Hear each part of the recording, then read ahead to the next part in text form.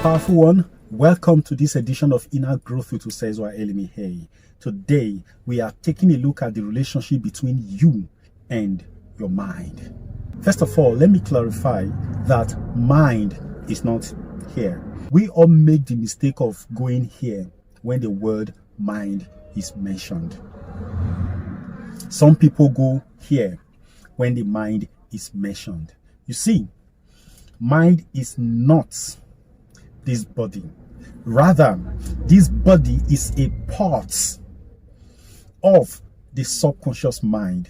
Okay? It is controlled by the somatic mind. That is the mind that feels. And the somatic mind works with the five senses. This body is a printout of the mind. It's like when you have a computer, you type any document on that computer, then you print it out. It is from the content of the computer program that you get a sheet of paper to print. Consider your body as a printout from the computer. It's like you typed a letter or you drew a design on your computer and then you want to get it out for the world to see. You will have to print it. You get a printer to print it out. Now, that copy that is printed is your experiences, and your body is part of your experiences of the outer world. This physical body sees itself as part and parcel of the world, of the external world. Okay, mind generally sees itself as the world, both the external and the internal. But on the basis of your orientation, on the basis of the programs that are loaded into your mind, the mind could see itself primarily as a product, as belonging in the physical world. But by training, you can take your mind away from that orientation and begin to make mind see itself as a part of the physical world and, of course, the inner world. Once mind gets a taste of that experience of the inner world, he forgets everything and wants to consistently belong in that place. So this is where the tragedy of people who have been initiated into the lower worlds, when they have experienced that there is a world that is a little bit more powerful than this physical world, where they can do and undo things, they become attached to that experience and they begin to long for it. But of course, you know the consequences of such things. What I'm talking about you and your mind is that a lot of the times people feel that it is their mind that is deceiving them. See, the mind cannot do anything unless instructed to do things. For example, let's take the two levels at which the mind functions. We talk about the conscious mind and the subconscious mind at the background. The subconscious mind has the function to run with any data that is given it.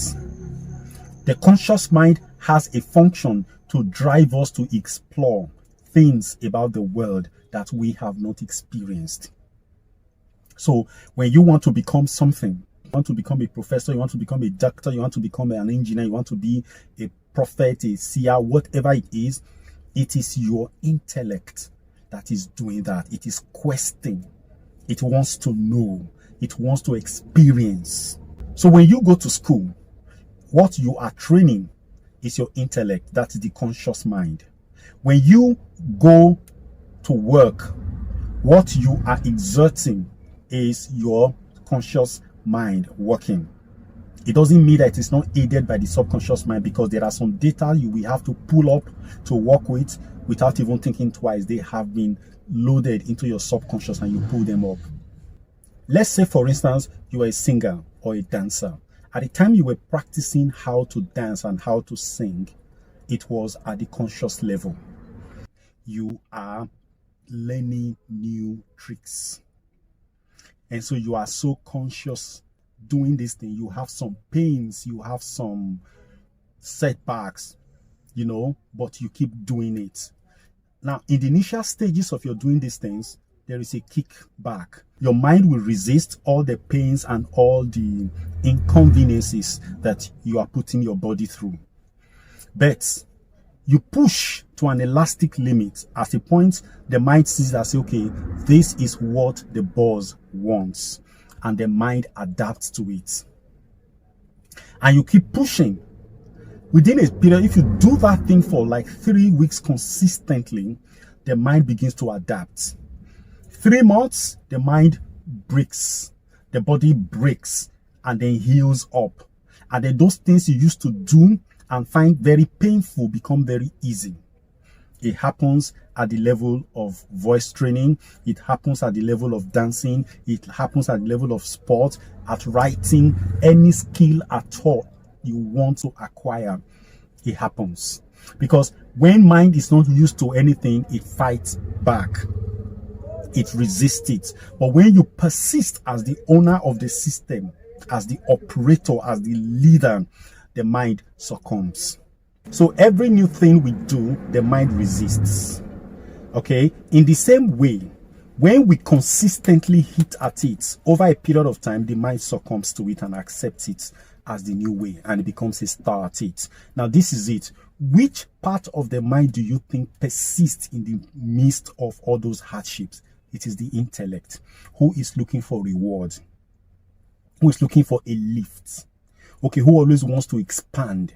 What part of your mind do you think resists and fights back and say, no, this is not acceptable, you want to kill me? It is the ego. That is the subconscious commander. But you see, when you keep persisting, what do you think happens when you master a thing? It simply means that the subconscious has accepted it from the intellect, from the conscious mind, and has assumed it now. So it has become a program, and then the subconscious is running with it. How are programs created? Programs are created by persistent repetition. The more you repeat a thing, no matter how loudly the mind screams, you ignore the mind and keep pushing. The mind is under compulsion to obey you, to flow along the line you have created. The mind is under obligation to obey you. But this is the game. The mind will only obey you, one, when it is aware that that thing you are doing is good for your system. It's good for the human system. Remember, mind is in business to keep you from embarrassment, from shame, from death. These are the things that mind is in place to do. The most important part of them all is keeping you from dying. That is why any challenge that is life-threatening, your response to safety is automatic, because that is mind's primary goal. The others have to do with embarrassment. Now, what part of the mind do you think we want to go into things that other part might see as embarrassing? It is the intellect. The intellect is the guy that tries new ground. Is the one that wants to know new things, because you as the commander have said that certain things are good to do, and the intellect listens to you directly and wants to fulfill your desire and then pushes for it. But because of fear of failure, the subconscious mind will resist it, because it doesn't want failure to come. When failure comes, you become embarrassed. When you are embarrassed, you feel small about yourself, and then you become morose. You become downcast. For the subconscious mind, that is a minus. It doesn't want you to go there, so it will resist it. But when you keep pushing, when you keep insisting, you will calm down and accept it and say, okay, this is the new way, and begin to furnish you with the power, the speed, the resources to do them. It can go into the archives and get information from memory, because there is nothing in this world you are going to be doing that has not been done before. So memory, every human memory, is a snapshot of all the experiences of all humanity. That is why they say, if you can think it, you can do it. If you can dream it, you can do it. Once you have decided that this is what I want, and you start pushing with limited resources at your beck and call, and you keep pushing, what happens is that after a while, the subconscious mind will say, okay, this is what he wants to do. Now let's do it. He will go for it. He is a team player at that level. Therefore, everything in your life that is happening at the level of automaticity that you don't even plan. It's a habit that you exhibit. If it could be an addiction or whatever it is because at some point in your life you have told mind through repetitive behaviors that this is what we should be doing. Don't forget, the mind loves pleasure. It wants to be in control. All right. Why the intellect is interested in doing new things, in exploring and expanding, that expansion is just the satisfaction of the intellect. But the subconscious mind, the ego, loves to take praises, loves to be respected. Therefore, when all of these things are seen as possibilities, oh my goodness, the subconscious mind, the ego, will latch onto it. And when the subconscious mind joins in the game, my friend, results are positive and you will be stunned. This is where superhuman nature are generated, because the subconscious mind will go into the reservoir of human history that are stored in your memory, and we get all of them out and put them to use for you. You'll be surprised that you that were learning a language, you find it difficult to remember some verbs, find it difficult to remember, even understand certain things, because you have persisted over a period of time. You just open your mouth, you see the language flowing, and say, how? Because there is an aspect of the mind that speaks that language. That language, because somebody somehow on this planet speaks that language. Remember I said that what you call your mind is like a spot in an ocean where you anchored your boat to fish. You call that place your spot. At the time you were anchoring that boat there, the water that was there has, what you could call it your own. All the resources that were there had since moved on, and new ones have replaced them. So your mind is consistently fluid, is consistently moving, constantly renewing itself. Every information that you want, the mind can go for it anywhere in the world and bring them for you. It's a superb hunter. Okay, it is a well of resources. All you need to do is to make up your mind to do something and commit to it. All right, commit to it. Tell yourself, don't be telling yourself it is too difficult, I can't do it, it is tough. No, commit to it by saying, I have to do this, I need to do this, this is the right thing to do, this is how to go, I need all the resources, I am open to all the helps, and you keep pushing. I tell you one thing, one day you will wake up doing that thing with panache, because you have been able to enlist the services of your super mind, which is the subconscious, to work it out. You see, that is how it goes. Now, the other thing I want to let you understand is that if there is anything today that you try to do and your mind is not okay with it, is because you have loaded a program over time by repetitive actions to the subconscious, telling it this is the way to go. The mind is just like a footballer. It has its own talent, it has its own intentions, it has its own game plans, it has its own initiatives. But this is what happens. When it comes to a team, it subsumes itself into the game plan of the team. Its talent is therefore blended with the play of the team. If it is military, the same thing. The skills and prowess of a soldier is blended into that of the team. And it comes under the instructions of the commanding officer, just as the footballer is under the instructions of the coach. Now, but when it gets to a point where battle starts on the basis of the game plan, the battle plan that will be given to the soldier fights in accordance with that. No matter what it is, if the commanding officer is struck down and is not able to give them an alternative instruction, they cannot hear from the commanding officer, they will keep executing the game plan until the commanding officer instructs them and say retreat or turn left, and begins to give them a contrary instructions to the initial instructions. The soldiers will fight that way, the players will play that way. That's why you see on match day, coaches are either standing at the flanks, running up and down, giving instructions, because there is a game plan when the team is holding the ball. There is a game plan when the opposition is holding the ball. So When he realizes that the game plan is not working, when the opposition is holding the ball, he changes the game plan. He screams to the players and uses code. And the players understand and switch play. That also is how the mind is.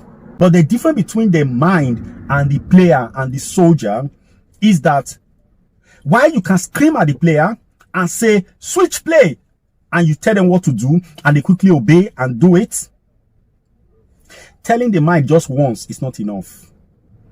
The mind has to look at it and say, what are you saying? This was what you told us. This was what you asked me to do, and I'm doing it. Maybe you are not sure of yourself. Maybe you are under some duress. I need to be sure. You have to keep telling the mind. For example, you have said right now that I now want to be sleeping from the hours of 10 p.m. till 3 a.m. I want to be up from 3 a.m. till 12 noon, walking. Mind says, no. The original instruction that I have is that once it is night, we sleep. And then we wake up when the lights of the morning dawns, 6 a.m., 7 a.m. You are changing the game. But the entire body system and the entire cellular system have been instructed to operate that way. But you see, you have to keep up. When it is that time for you to sleep, you have to go and lay down on the bed. Take your bath, do everything that you need to make you sleep, and go to the bed and sleep. Mind may not accept it, but you persist. After consistent persistence, the mind will say, okay, this is what we really want. And then we switch to it. You'll be surprised that you are on the road driving, you are falling asleep, because that is what mind has been told. Mind functions like a moron under instructions. Now, this is the game. Why is it that some people try to do things for years and are not able to do it? It's simple. There was a time that mind realized that this guy is not reliable. Once mind realizes that it cannot trust you, you make a decision, you insist on that decision, and the decision drags you to sicknesses that will almost kill you. It drags you to a state of odium. People laugh and make jest of you. You've made a decision in the past, and it led to problem. It led to sickness. It led to poverty. It led to all kinds of disgrace. And in each of these times, you blame mind. You complain that why you keep regretting, moaning, and wondering, what have I got myself to? This is not my life. I don't like it. You are always sad. Then mind realizes that he cannot trust you. Once mind cannot trust you, it ceases from taking instructions from you and start taking instructions from itself. Running the show the best way it can. You need to understand this, that mind always takes instructions from you. The moment you give mind cause to believe that it cannot trust you, that your decisions are always leading to ignominy, to pains, and all of the things that are contrary to the ways and functions of mind, mind will cease taking instructions from you.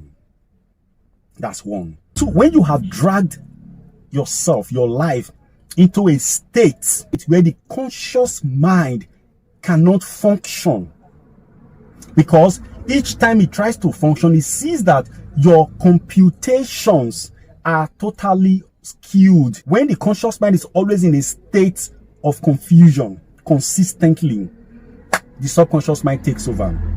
There are things the conscious mind just can't do. When confusion sets into a system, the conscious mind stops operating and is looking for answers. At that moment of stoppage, because life does not stop, it keeps moving. At that moment of stoppage, what do you think happens? The subconscious mind takes over and start pulling data that are commensurate with that state of being you have created. And that is why you see that they say somebody has gone mad. It's what happens at that time, because the conscious mind cannot operate within the decision environment you have created. All right, this is what also happens all those moments of mental depreciation. When you say somebody has an episode of a mental issue, it could be obsessive compulsive disorder, all those personality, change situations, they all happen when the conscious mind is kicked out of the circuit because of very poor computation. The conscious mind cannot deal with that level of computation, and then it goes out of the circuit, and the subconscious mind takes over and looks for data that match that particular level of computation that you are delivering. You get it? Now, this is why I, of my own school of thought, what I know about mind, do not succumb to the use of medication and hypnosis for the cure of any mental situation. You know why? It is a computation of the mind, negative computation on the basis of data from the environment that dragged you to that environment. You need to also use computation to take yourself out of the environment. If you go on using medications or using hypnosis, you are leaning on external power. You are leaning on external aid. And once an external aid comes into the game, mind being a habitual entity will lean on that thing. You will never get out of that situation. And you now become tied to that medication, to that aid to continue. In therapy, I would rather guide you towards finding a solution to the problem. There are two ways to go about it. The first one is to lead you to the source of the problem, to when you created that problem and solve it. The second one, which is somewhat easier, but not really that easy, is to help you elevate your vibration. Just raise your consciousness with some level of data, and you buy those data and you repeat them over a period of time. It will elevate your consciousness beyond the level of that problem, and then you can see clearly and solve the problems yourself. Medication can't do this for you. This is why I do not subscribe to external aid or anything. If any aid must come from outside, it must come by way of guiding you to your power, not taking away, not taking over, which is what medications do. When it comes to mental health, no medication. It can be cured through the normal process of data empowerment. So, in sum, I'm saying to you that you are the one who have always been controlling your mind. It is the data you give to the mind. This is how it goes. If you take a decision once, twice, 3 times, mind will ask you up to 20 times. You keep saying yes to that decision. The first time the mind asks, you tell him, mind does it. It won't go into automaticity. It will always come when that situation presents itself again. Mind will ask you each and every time. After a couple of repetitions, maybe 20 repetitions, mind says, oh, a groove has been formed. In matters of this nature, this is how he takes a decision. Therefore, no need to ask. He will do it on his own. Then you now realize that this thing is not good for me. You want to change it. You just think you have to tell mind once, and if you go, no, you have to follow the same process to create that groove so that mind can come out of it. Yes, that is how it goes. My friend, do not disempower yourself. You are too powerful to be controlled by anything external. Believe in your inner powers. It works. It has always worked. Now, what you have to start doing is to consciously let that inner power direct your mind.